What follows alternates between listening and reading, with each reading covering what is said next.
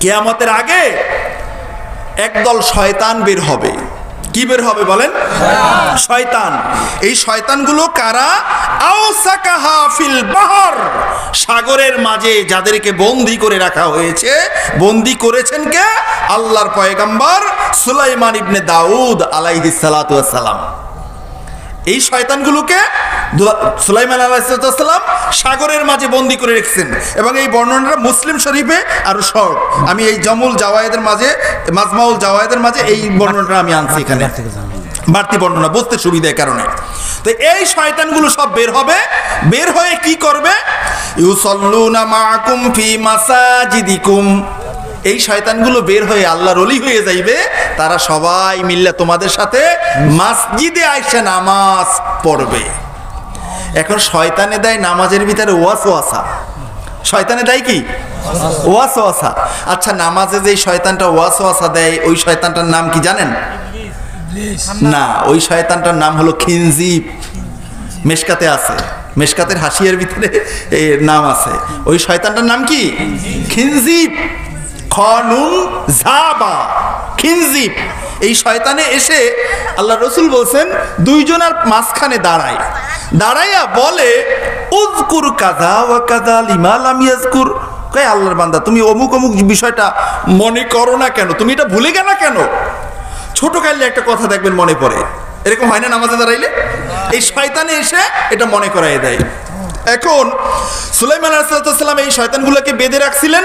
এগুলো বের হয়ে মুসাল্লিদের সাথে নামাজ পড়বে।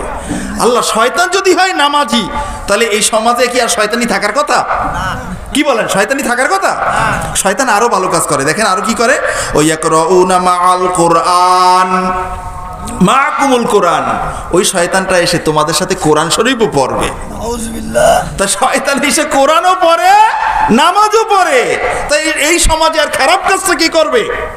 কিন্তু আল্লাহ রসুল কি বলছেন দেখেন, ওয়াজাদিলুনাকুম ফিদ্দিন।